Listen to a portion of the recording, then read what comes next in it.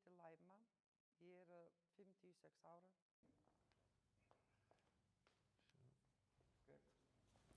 Ég heiti Laima, ég 56 ára og ég að vinna í tónlistarskólanum Rangainga.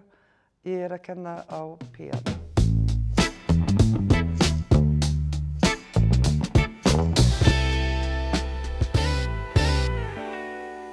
Ég missti heyr vegna sjúkdóm og ég byrjaði að vera veik 2012. Ég var með alls konar verkir. Það var svo erfitt tíma. Og svo í júni 2013 ég byrjaði sjálf að skilja að ég heyri öðruvísi.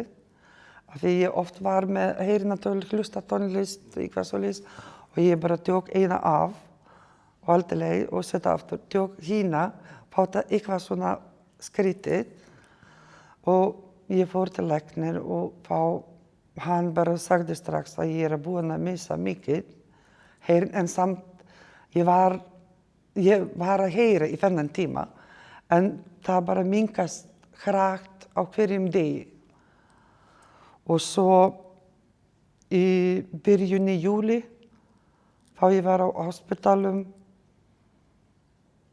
og ég misti heyrn alveg í vinstri megin og ég sagði, ég man mjög vel, ég sagði, ég mjög hrætt að ég vaknar að morgun, kannski næsta dag og það verður bara allt tómt.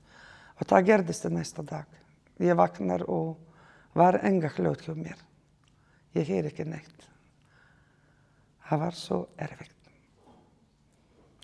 Og það var sem gæti verið að heyrnin geta koma tilbaka, en það komst ekki.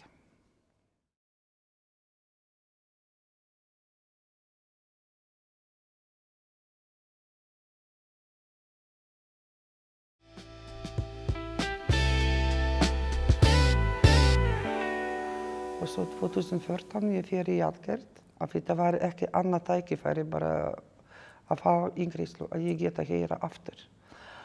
Og svo út af því að ég var alltaf lífið mitt að vinna með tónlist, þá ég var eftir alla rannsakar, ég var að spyrja hvort ég geta heyra aftur tónlist, hvort ég geta spila eða syngja, en allir læknir var að segja því miður, en það ekki.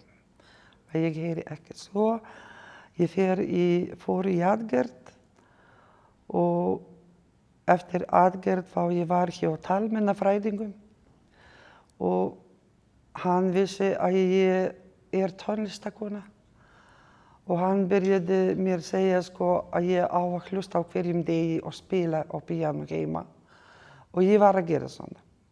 Það var svo erfitt. Það var fyrst kannski meira að vinna með sjálf, að ég kann að spila og ég á að spila, ég á að gera allt, að ég geta að heyra tónlist.